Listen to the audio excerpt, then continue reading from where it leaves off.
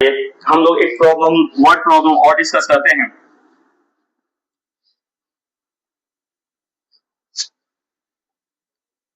आपके पास एक क्वेश्चन है, the altitude of A right angle triangle is 7 less than it's base.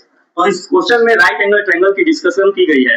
Right angle triangle हम उसे कहते हैं जिसमें एक एंगल 90 डिग्री हो, ठीक है ना। 90 डिग्री के जस्ट सामने वाला जो होता है उसे हम हाइपोटेन्यूज बोलते हैं, हाइपोटेन्यूज बोलते हैं।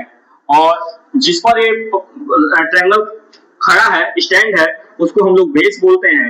और ये जो 90 डिग्री का एंगल बना है इसे हम परपेंडिकुलर बोलते हैं, परपेंडिकुलर बोलते हैं, परपेंडिकुलर बोलते हैं। और हम लोगों ने पाइथागोरस थ्योरम पढ़ा हुआ है, पाइथागोरस पाइथागोरस थ्योरम पढ़ा है। पाइथागोरस थ्योरम कहता है कि हाइपोटेन्यूज का स्क्वायर इक्वल टू परपेंडिकुलर का स्क्वायर प्लस बेस का स्क्वायर। ये हाइपोटेन्यूज का स्क्वायर जो होता है वो परपेंडिकुलर के स्क्वायर और बेस के स्क्वायर के सम के बराबर होता है।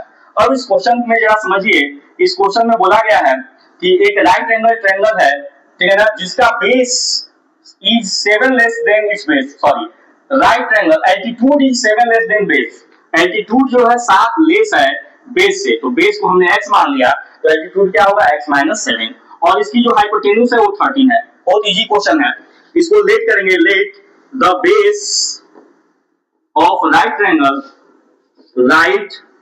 triangle bx, राइट ट्रायंगल का बेस हमने मान लिया x, तो परपेंडिकुलर क्या होगा, परपेंडिकुलर इक्वल टू हो जाएगा, परपेंडिकुलर इक्वल टू हो जाएगा x माइनस 7, x माइनस 7 हो जाएगा, ठीक है ना। अब हम लोगों ने जो फॉर्मूला पढ़ा है, हाइपोटेन्यूज का स्क्वायर इक्वल टू परपेंडिकुलर का स्क्वायर प्लस बेस का स्क्वायर। हाइपोटेन्यूज यहाँ दिया हुआ है 13, तो 13 का स्क्वायर इक्वल टू हो जाएगा, परपेंडिकुलर कितना है x माइनस 7, तो x माइनस 7 का स्क्वायर प्लस बेस का स्क्वायर, बेस कितना है x है तो x का स्क्वायर। इसको सॉल्व करते हैं हम लोग, तो ये हो जाएगा 13 का स्क्वायर 169 इक्वल टू x का square plus 49 minus 14x plus x square.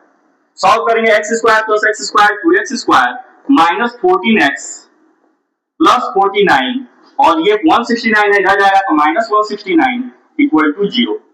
2x square minus 14x, 9 में से 9 गया 0, 16 में से 4 गया 12, माइनस 120 इक्वल टू 0। 2 सब में से कॉमन लेते हैं, x square minus 7x minus 60 equal to 0। 60 को दो पार्ट में हमें ऐसे ब्रेक करना है कि प्लस माइनस करने पे कितना आ जाए, 7x आ जाए, और मल्टीप्लाई करने पे कितना आ जाए, मल्टीप्लाई करने पे 60x स्क्वायर भी आ जाए, minus 60x square, minus 60x square. Break करते हैं, जरा ब्रेक करेंगे तो कितना होगा, 1 2 से 2 इंटू 30 होगा, 3 से करेंगे 3 10 या 30, 3 सॉरी 60 लाना है ना, 3 से करेंगे तो 3 23 या 60, 4 से करेंगे तो 15 4 या 60, 15 में से 4 जाएगा तो नहीं आएगा, 5 से करेंगे तो 12 5 या 60, 12 में से 5 जाएगा 7, ठीक है ना। 12 में से 5 जाएगा 7 हो जाएगा, देखिए 12 में से 5 गया 7, क्लियर है। तो हमारा, हम जब इसको मिडिल टर्म स्प्लिट करेंगे तो ये हो जाएगा minus 12x plus 5x minus 60 equal to 0। Plus minus minus दोनों को माइनस करेंगे माइनस 7x आ जाएगा, और इन दोनों को मल्टीप्लाई करेंगे तो माइनस 60x स्क्वायर आ जाएगा।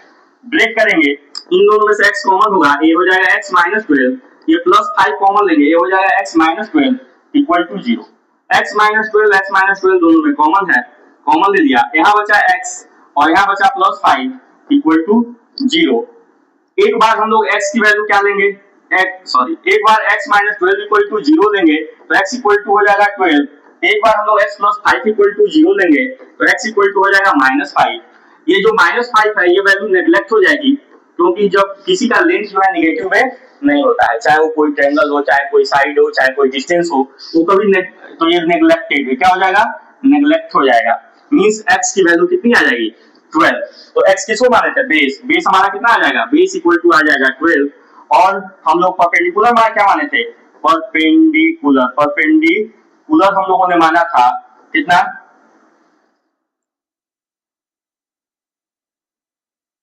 x minus